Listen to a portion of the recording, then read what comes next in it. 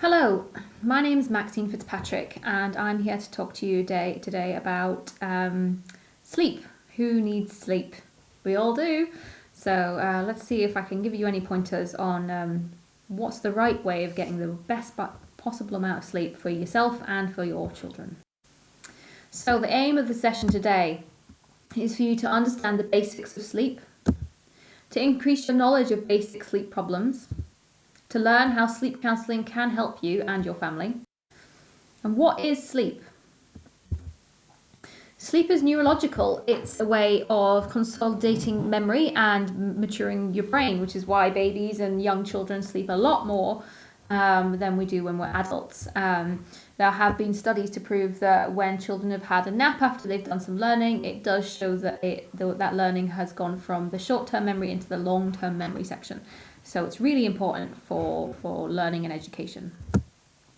Psychological, there's a theory that it's time out from constant stimulation, and as we all know, in today's climate and society, we're often very, very stimulated by TV, by social media, by the radio, by music. There's lots and lots of things clamoring for our attention all the time.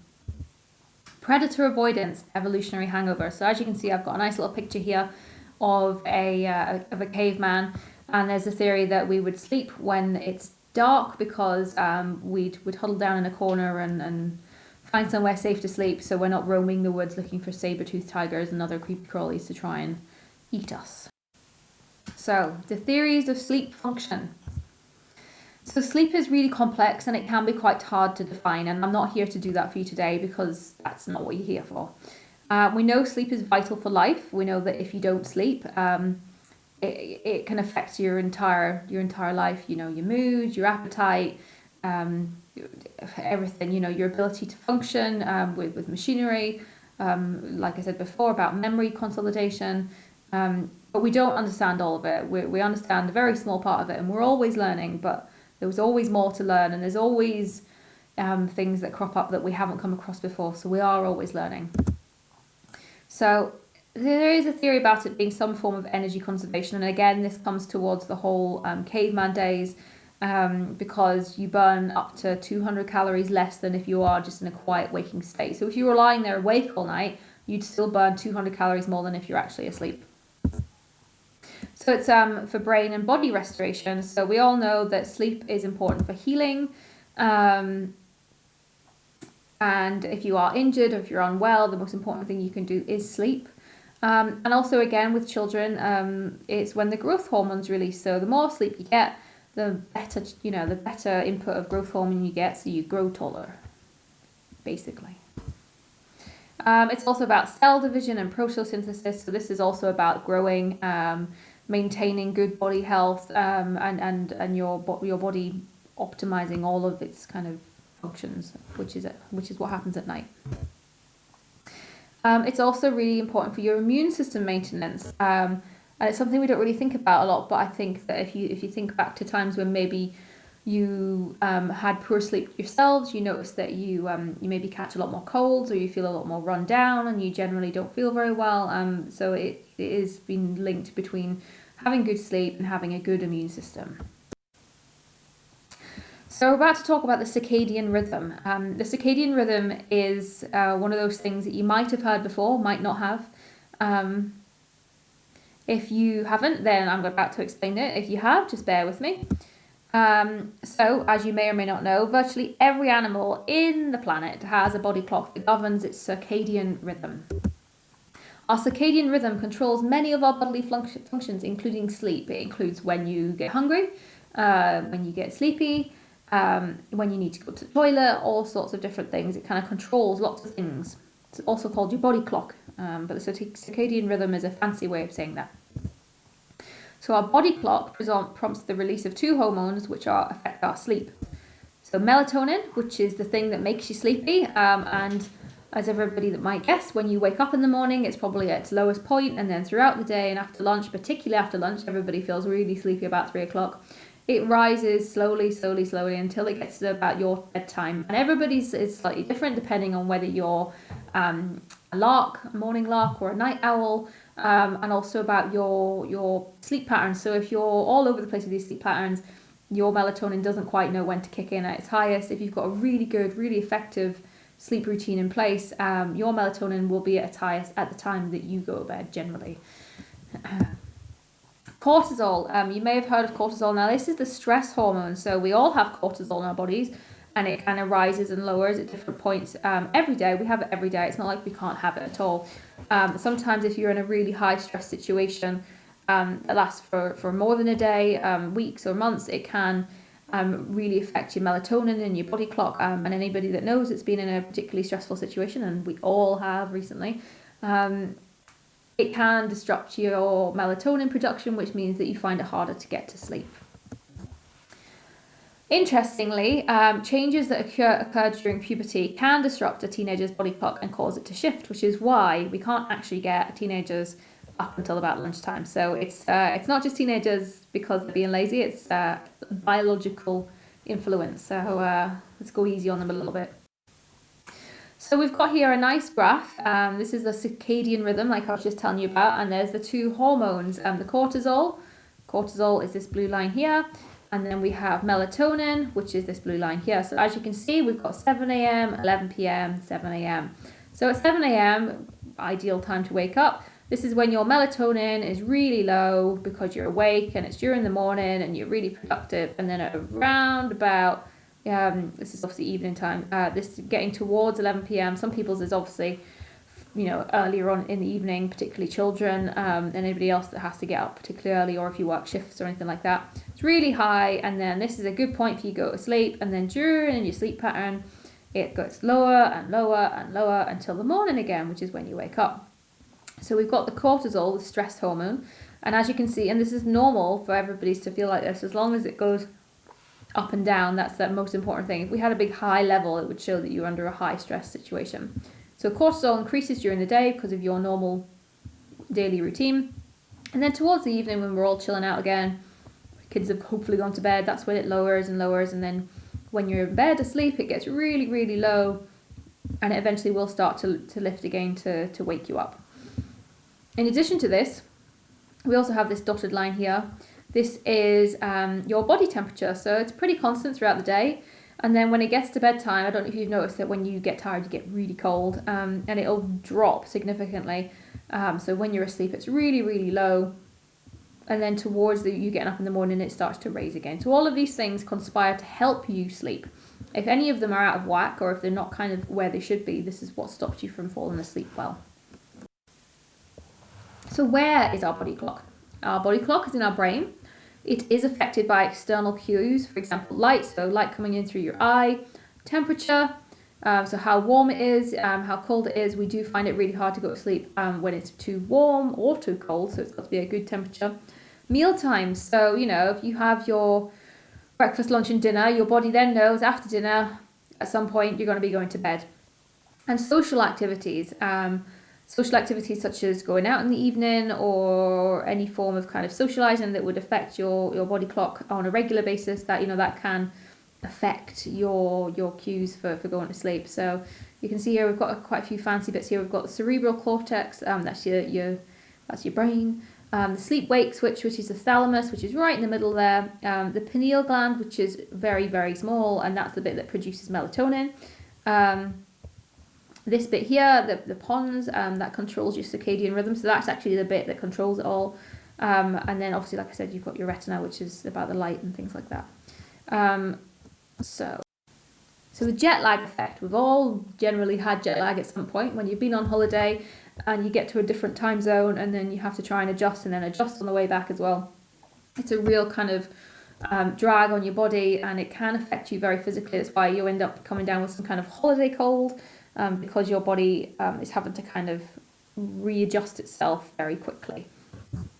So when you're not on holiday, you can still have a jet lag effect, and that's the disruption of the body clock, which results in a shift in your body clock. So if anybody knows they have an unexpected late night, they often feel very kind of unwell the next day, regardless of the reason behind the late night. If you've been up with your kids or anything like that, it really does affect how you feel and how you think and your just ability, your ability to kind of get through the day on a day-to-day basis. So the jet lag effect, it impacts on your sleep, obviously, because it either makes you want to fall asleep really early, or it can make you really want to fall asleep a lot later. You might find that you have difficulty falling asleep because you've gone through your window of being tired because you've had to stay up, and now you're wide awake because you're quite stressed out with having to deal with things. It also kind of it can end up with reduced sleep time because, of course, if you go to bed really late and you still have to get up at the same time, you're getting a lot less sleep in that same time period, which has a cumulative effect on your body as a whole. And of course, if you have a reduced sleep time, or if you've had a disturbed night with kids, you will find that you'll have difficulty waking in the morning. And children that don't sleep very well also go through this. So you can imagine, if you've got this jet lag effect and they're going to sleep very late every night and then not wanting to get up in the morning, and you're having to get them up waiting until the last minute before you can get them up, that's going to impact on the sleep the following night. And I'm sure you'll know that you'll find that they're difficult to wake in the morning. They're often quite grumpy. They don't want to get up, and then it's kind of a constant battle of trying to get them up and get them to school still on time while making sure they've had enough sleep. And you worry about having reduced sleep time, so you're trying to make sure that they get as much sleep in as possible, even if that means cutting some corners during the morning routine, whatever it is. So it really does have a huge impact. Any form of kind of disruption to sleep routine has a huge impact on your body overall and your life overall. So sleep and physical well-being. So our body releases a cocktail of hormones during sleep. Generally the growth hormone, which of course increases height in children and adolescents. It also increases your muscle mass. It contributes to cell repair, which is what I was saying about, repairing. Sleep is the most important thing for when you're not feeling well.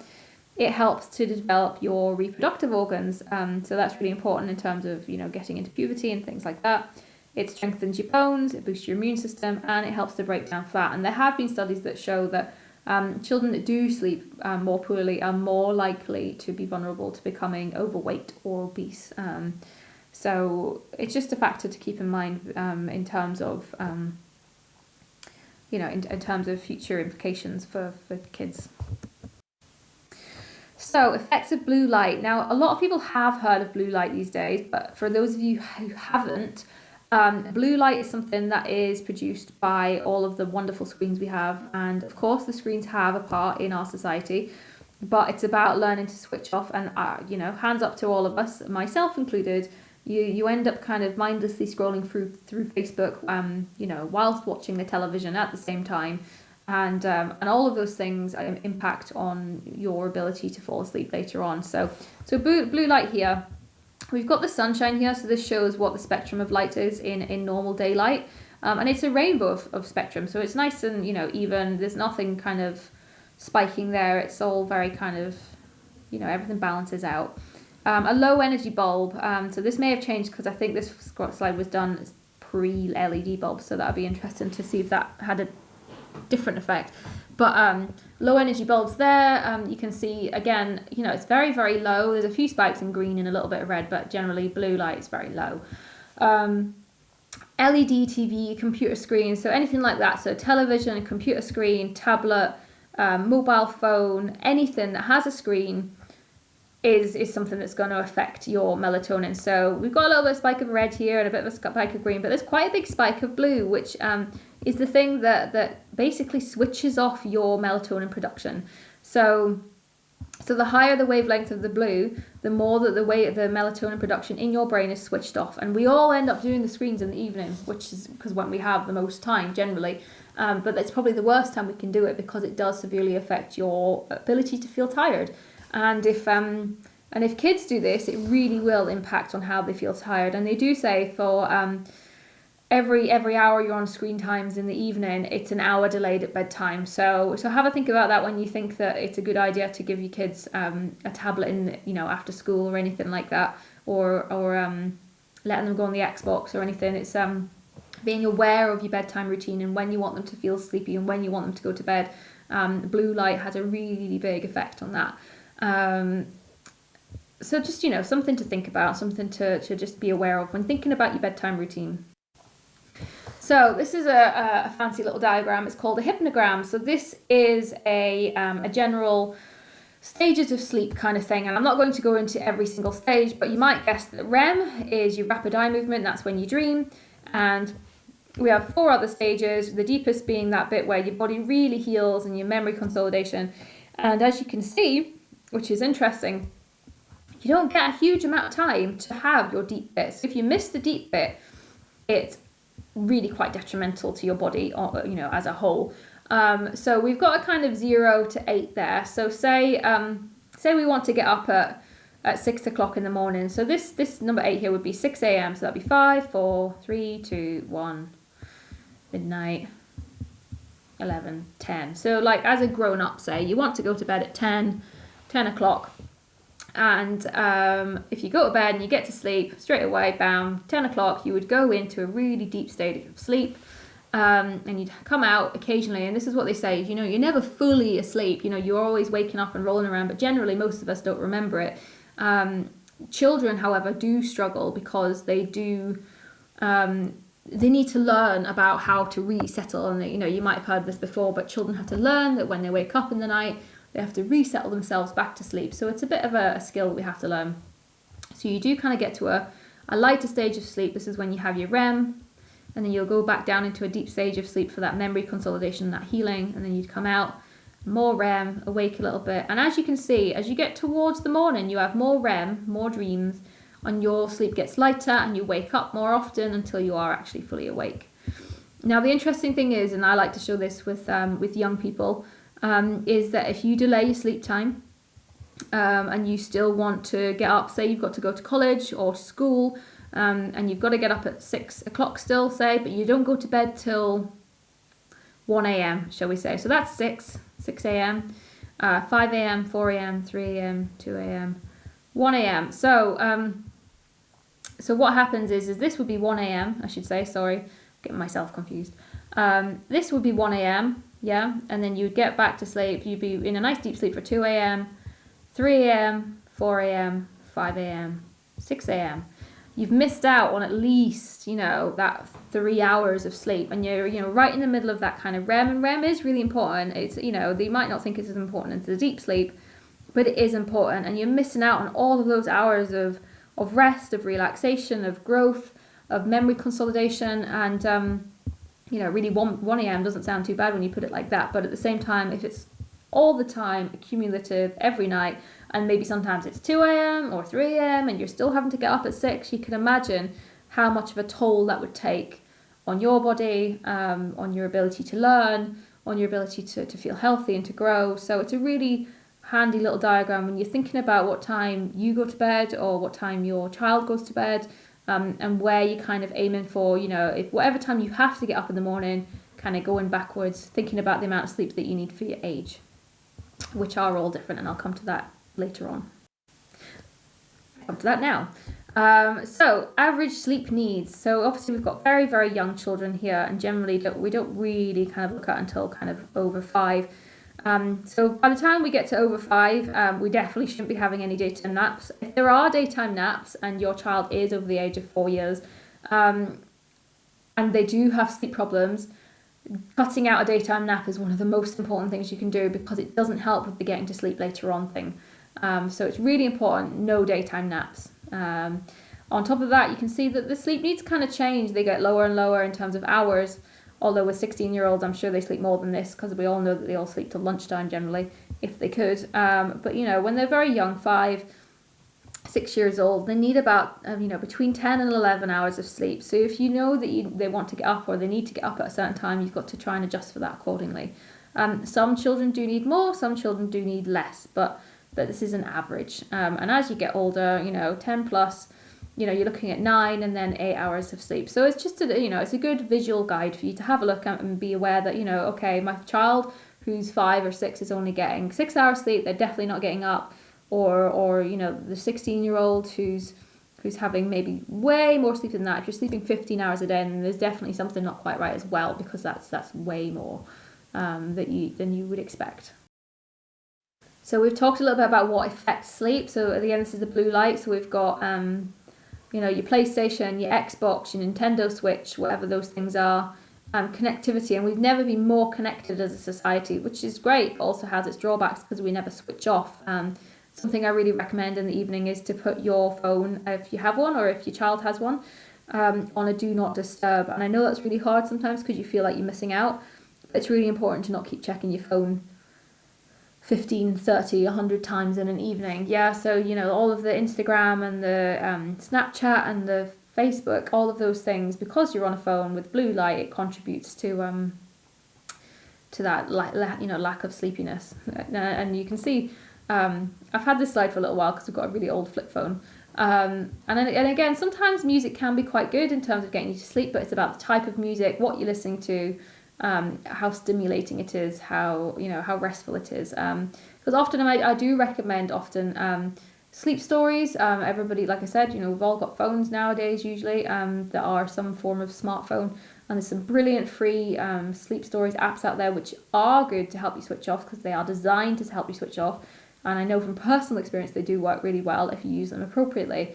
But generally, if you're listening to kind of heavy metal rock at bedtime, it's just going to kind of wind you up and wake you up. So have a consideration for your eclectic music tastes. So a sleep assessment. So this is what happens if it's decided that you do need more intervention. With myself as a sleep counsellor, I'm associated with Sleep Scotland, which is obviously a Scottish association, but we do run here in England as well. But a sleep assessment is to determine what the sleep issues are. So things we take into account are sleep history. So how long has it been going on for? What did you sleep like as a child, or what did your child sleep like when they were younger? Family dynamics. So taking into the family as a whole. So if the whole family have a really good sleep routine and the child doesn't, then that has to wonder, what's going on there, what's making the difference. If, however, you're all up until 3 a.m. and you're all a family of insomniacs, it kind of makes more sense why the child isn't sleeping, because they're following by example. Environmental factors. So that's looking at things in your bedroom. So is your room too hot? Is it too cold? Is it really bright? Is there a street light right outside the bedroom window and you don't have blackout curtains or blackout blinds and it's just glaring through all night? Is it really noisy? Do you live on a busy road? Do you have noisy neighbours? All sorts of different things. There's lots of different environmental factors you could think of. Night light, you can have a night light, but is it too bright? Is it the right kind of light? I mean, the list is generally quite endless. Behavioural changes. So has anything else changed in addition to the sleep issues that are going on? So if you've noticed a behavioural change, that could be also affecting the sleep issue. So we've got to kind of look at things as a whole, which may be why you've already entered CAMHS in the first place. Medical diagnosis. So obviously some people have medical diagnosis of different degrees, and that can affect your sleep, but there's lots of different ones. I shan't go into details, but we look at each case individually. If epilepsy, diabetes, all those things may affect your sleep quite negatively. Diet.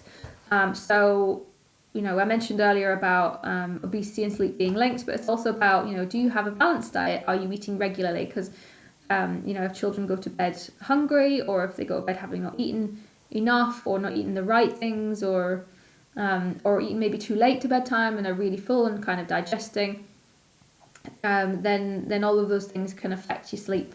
Also, there's a lot of foods out there that we recommend for helping you feel sleepy. So, bananas, walnuts, cherries. There's lots of different things that we can suggest to try and increase your melatonin producing foods that you eat. Motivation. Now, motivation is a big one. And I know that it's really difficult sometimes to try and manage a child's sleep at home when you've got other children at home and you've got a job, or you've got to run the family life. But I suppose the most important thing as a sleep counsellor is making sure that the family are motivated to make changes, because if you aren't motivated to make any changes, nothing that I as a sleep counsellor suggest will work. And we'll both come out of the situation feeling like nothing's changed because nothing has changed because it isn't an easy process, some of the things that are suggested in terms of making changes, and you've got to have that kind of mental and physical preparation to give it a go and really go for it. Routines. So we are really looking at what your bedtime routine is at the moment. Is it a really good routine in terms of it's kind of the same every night? There's no variations. It's not too hectic. There's good time for wind down. Making sure that they've got time to read or have a nice bath, or put on nice pajamas, or have some time with mum and dad or whoever. Making sure that routine is in place and is being used appropriately. So baseline sleep diary is something you may or may not have heard of before. So before I even kind of get to the assessment stage, I often ask families to complete a baseline sleep diary for me to see exactly what's going on right now on a weekly basis. And it's something that I would ask you to complete whilst doing the sleep process as well, because it helps us to see if any changes have happened.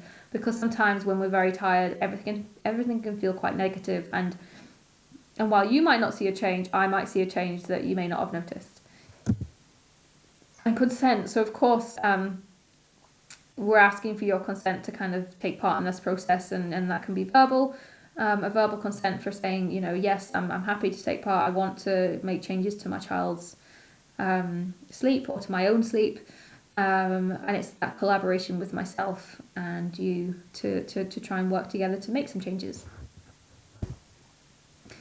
So comorbidity, that's just looking at other things that can affect your sleep as well. So it's a little bit like medical diagnosis, but I won't go into too much detail here.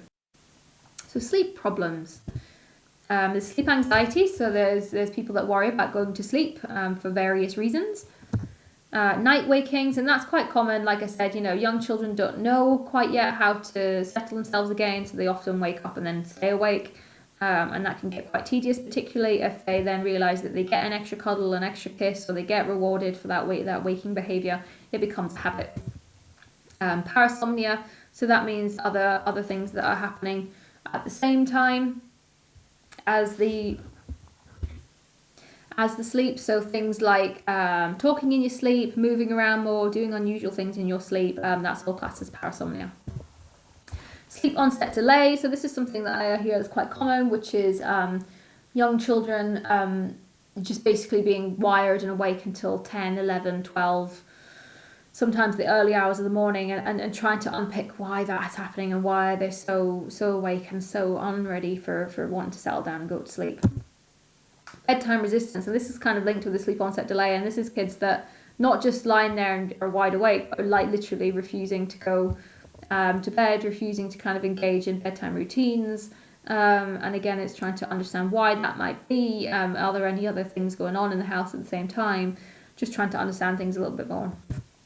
So difficulty waking, daytime sleepiness, naps.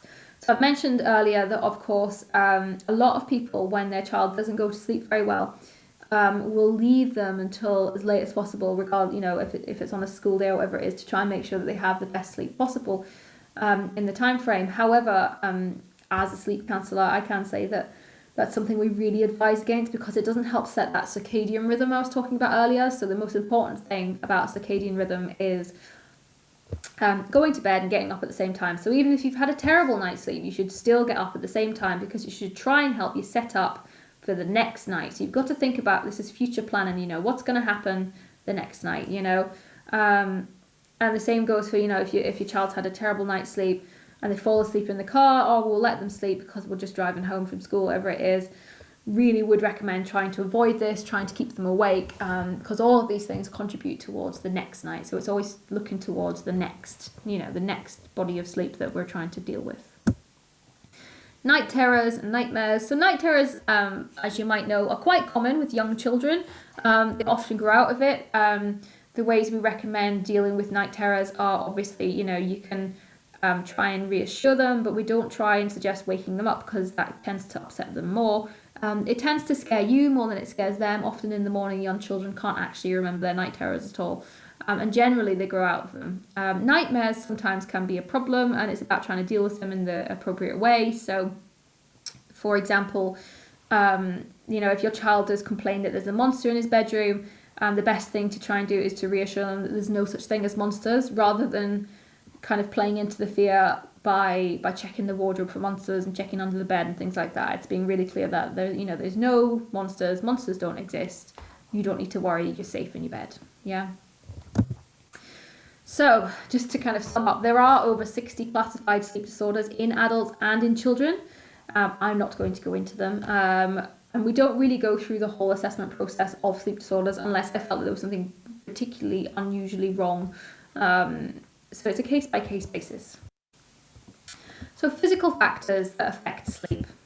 Snoring, and children aren't supposed to snore, and this is a common issue that I see quite a lot. So if your child does snore, I would thoroughly recommend that you attend your GP for a assessment of their tonsils and adenoids, because it has been found that it can obstruct, large tonsils can obstruct your airway, which obviously affects your breathing, affects your oxygen levels, and can make for really poor sleep, and obviously lots of night waking as well. So just to put that in there, children shouldn't snore. And that goes with the snoring, obstructive sleep apnea. So if children are particularly overweight, or if they do have undiagnosed tonsils or adenoids that are too large, they can stop breathing sometimes, which causes them to wake up lots, or it causes them to get quite sweaty at night, or it causes them to have poor night's sleep, so lots of night waking. Nocturnal enuresis, that's a fancy way of saying nighttime bedwetting. And it does happen to all children at some point during the kind of potty training years. And as they get older, it gets less common. If it is a really common factor, we'd be looking at other issues concerning it. And of course, we'd be looking at, liquid intake and things before bedtime and stuff like that. But if it was to carry on, there may be a chemical imbalance that can be treated by GPs and things like that I'm aware of. So again, it's on a case-by-case basis. Obesity, so I've mentioned this before, but the more overweight you or your child is, the more difficult they will find it to get to sleep because of their weight. Sleep disordered breathing, so this is things like breathing intermittently, kind of stopping breathing for certain periods of time and then breathing again. There's lots of things that we can think about when it comes to sleep disordered breathing, and that would be something that would need to be assessed further rather than just by myself. Epilepsy, so any child that has epilepsy, if they're at risk of having seizures in the night, that is going to affect their sleep, because it may also affect their sleep environment if you've got to make sure that they're in a special bed. But there are things we can try and do to help make as good night's sleep as possible for them. And asthma, so if asthma isn't well maintained, again it can physically affect your sleep because you struggle to breathe properly. Restless leg syndrome, not often found in children, although they do complain of pains in their legs like creepy crawlies. That's more likely to be growing pains than restless leg syndrome, but it is a factor, particularly I think it's with low vitamin levels, low blood levels, that it can have this ongoing effect of causing that kind of moving about sensation that's hard to control. So I'm not going to go into too much detail with this, but current research papers threw up a few interesting results. So many studies show that sleep problems are linked with learning difficulties and compromised brain functioning. Individuals are more likely to be negatively affected in terms of alertness, their memory, their performance, with rapid acute sleep deprivation. So that's one night's loss of sleep. So if you've had one night of bad sleep, as opposed to an accumulation of sleep loss over several days. So even after one night, it makes a huge difference. And I'm sure you can think about this when you've had a poor night's sleep. In addition, though, an extra 40 minutes of sleep over 3 nights improves memory functioning, it improves reaction times, and it has a significant effect on a child's brain's functioning. So this has implications of learning and school performance. So if we could even just improve your child's sleep by giving them an extra 40 minutes sleep, that's a huge battle already kind of fought to kind of make them do better at school and manage better at the home and things like that. Interestingly, not enough sleep can affect a child's ability to regulate the behaviour, which increases their chance of developing a mental health problem. Now, this isn't necessarily, it's not saying that if you don't sleep, you're going to have a mental health problem. But what we're saying is, as I'm sure you can think of as well, is when you do sleep poorly and you are really tired, you find it really hard to regulate your emotions appropriately and effectively. And the more that goes on, the more difficult it is to kind of come out of that cycle, to learn how to manage and regulate emotions appropriately. Interestingly, there's a really critical period in early childhood, about 3.5 years, where lack of sleep is really detrimental to aspects of development, even if sleep duration normalizes later, which is why we're trying to find out about what sleep was like as a very young child, just to see how ingrained that kind of sleep issue really is. Adolescent sleep disturbances can be easily reverted by adopting healthy sleep schedules. So all those teenagers, we are able to make positive changes fairly simply if you follow the guidelines set out in terms of good sleep hygiene and good sleep routine and things like that. Sleep problems can highlight late onset of anxiety in childhood and adolescence. However, like I said before, there is no conclusive evidence to support sufficient amounts of sleep will protect from anxiety. So just because you're a perfect sleeper and you sleep all night, 12 hours a night, forever, it doesn't mean that you're never going to get anxiety. And it doesn't mean that the children that have sleep problems are definitely going to get anxiety. It's just things that have been linked. So what is offered? So what I would do is I'd do an initial assessment of the family, and I've said what I would do in my assessment before. I can offer telephone support, and particularly at this point in time, this is something that we do regularly. I try and do weekly contacts if possible to make sure that you implement the techniques that I suggest.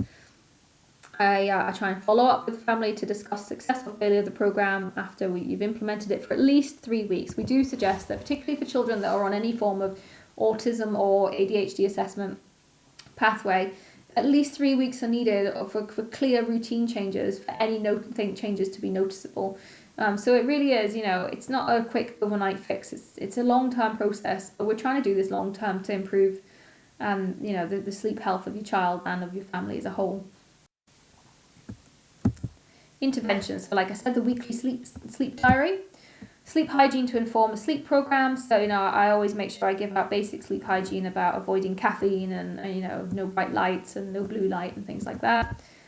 Individualized sleep program, which is negotiated with the family. So, I make a suggestion in terms of how to manage the sleep issues that are going on.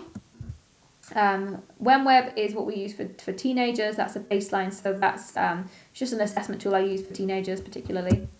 The use of the hypnogram is a really good physical tool to show people where, what the effects of sleep are in terms of actual depth of sleep and lack of sleep. Trying to explore the desired outcomes for families and set goals with them to try and achieve these outcomes. And talk about management techniques. So with younger children, that might be elimination behaviour techniques or gradual retreat or things like that. Obviously with teenagers, you have to manage yourself, so so it's kind of a bit more of a self-care, looking after yourself kind of management technique. So here's some suggestions for developing good sleep practice. 1, keep a regular bedtime for your child and wake your child at a regular hour each morning so that the body clock is strengthened. 2, do not let your child have prolonged naps in the late afternoon. If they still need sleep, schedule a nap for early afternoon, but most of you shouldn't have children that need to nap at this stage. 3, avoid stimulating activity in the hour before bedtime. That includes TVs, tablets, and consoles. 4, avoid drinks of cola, chocolate, tea, coffee, anything that has caffeine and additives before bedtime. We do suggest having a warm, milky drink, and it sounds like a really old wives' tale, but it's actually been scientifically proven to help kind of relax you and release hormones and make you feel sleepy. 5, make sure your child doesn't go to bed hungry, but try not to eat too close to bedtime. So this is often where supper comes in, and it should be something kind of fairly light, a bowl of cereal, a piece of toast, something like that, and nothing too 3-course meal filling. So 6, make sure your child's room is quiet and dark. 7, keep room temperature to a comfortable level. High temperatures disturb sleep, and if any of you know, when you're in the middle of summer and it's 30 degrees and it's still 30 degrees at bedtime, sleeping is really difficult. 8, keep room clear of distractions and electronic equipment such as TVs and consoles. So we really recommend that children don't have televisions or Xboxes or tablets in their bedroom. 9, environmental noise should be kept to a minimum, so try and make sure your TV downstairs isn't blaring out. And 10, so help your child to learn to fall asleep alone in his or her bed without your presence. And that's kind of a really big goal for a lot of people, and we can try and work towards that as best we can. So this is a look of the sleep diary. This is what I'd be handing out in paper form.